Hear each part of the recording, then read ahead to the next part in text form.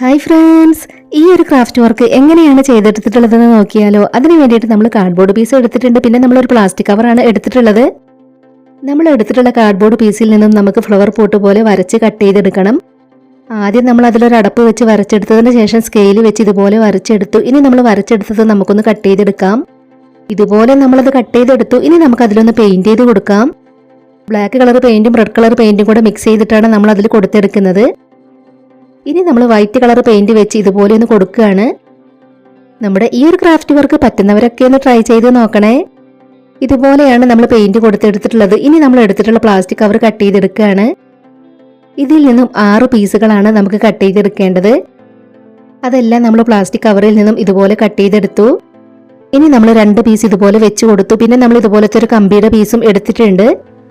ഇനി നമുക്കത് ഇതുപോലെ മടക്കിയെടുക്കണം. പേപ്പർ ഫാനൊക്കെ മടക്കിയെടുക്കുന്നത് പോലെയാണ് മടക്കിയെടുക്കേണ്ടത്.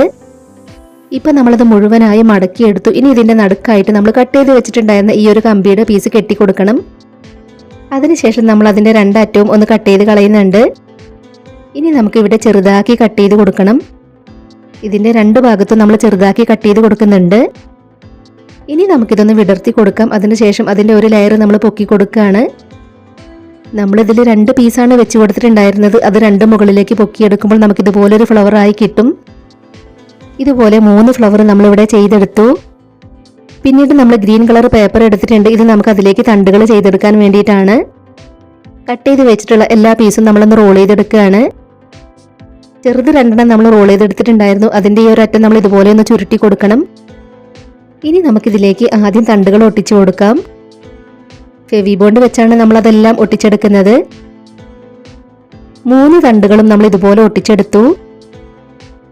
ഇനി നമ്മൾ ചുരുട്ടി വെച്ചിട്ടുണ്ടായിരുന്ന തണ്ടുകൾ ഇതുപോലെയാണ് വെച്ചു കൊടുക്കേണ്ടത്. ഈ ഒരു കാർഡ്ബോർഡ് പീസിൽ നിന്നും ചെറിയ 3 റൗണ്ട് പീസുകൾ കട്ട് ചെയ്തെടുത്തു. ഇത് നമുക്ക് ഇതിലേക്ക് ഒട്ടിച്ചെടുക്കണം. ഇതിന്റെ ബാക്കിലായിട്ട് ചുമരിൽ തൂക്കിയിടാനുള്ളതും ഒട്ടിച്ചു കൊടുത്തു. ഇനി നമ്മൾ അതിലേക്ക് പൂക്കൾ ഒട്ടിച്ചു കൊടുക്കുകയാണ്. സിമ്പിളായി വേസ്റ്റ് മെറ്റീരിയൽസ് വെച്ച് ചെയ്തെടുക്കാൻ പറ്റുന്ന ഈ ഒരു ക്രാഫ്റ്റ് വർക്ക് പറ്റുന്നവരൊക്കെ ഒന്ന് ട്രൈ ചെയ്ത് നോക്കണേ. ഇനി നമ്മൾ ഓരോ ഫ്ലവറിന്റെയും നടുക്കായിട്ട് വൂളൻ ത്രെഡ് കട്ട് ചെയ്തതും കൂടെ ഒട്ടിച്ചെടുക്കുന്നുണ്ട്. ഇനി നമുക്കതിൽ ഇലകൾ കൂടെ ഒട്ടിച്ചെടുക്കണം. അപ്പം നമ്മളിവിടെ കട്ട് ചെയ്ത് വെച്ചിട്ടുള്ള ഇലകൾ ഓരോന്നായി അതിലേക്ക് ഒട്ടിച്ചു കൊടുക്കുകയാണ്. ഇപ്പം നമ്മൾ കട്ട് ചെയ്ത് വെച്ചിട്ടുണ്ടായിരുന്ന ഇലകളെല്ലാം നമ്മൾ ഒട്ടിച്ചെടുത്തു. സിമ്പിളായി ചെയ്തെടുക്കാവുന്ന നമ്മുടെ ഈ ഒരു ക്രാഫ്റ്റ് വർക്ക് കംപ്ലീറ്റ് ആയിട്ടുണ്ട്. നമ്മുടെ ഈ ഒരു ക്രാഫ്റ്റ് ഐഡിയ ഷെയർ ചെയ്യാൻ പറ്റുന്നവരൊക്കെ ഒന്ന് ഷെയർ ചെയ്ത് സപ്പോർട്ട് ചെയ്യണേ. ആദ്യമായിട്ട് വീഡിയോ കാണുന്നവർ നമ്മുടെ ചാനലിലെ മറ്റ് ക്രാഫ്റ്റ് വീഡിയോസ് ഒക്കെ ഒന്ന് പോയി കണ്ടു നോക്കണേ.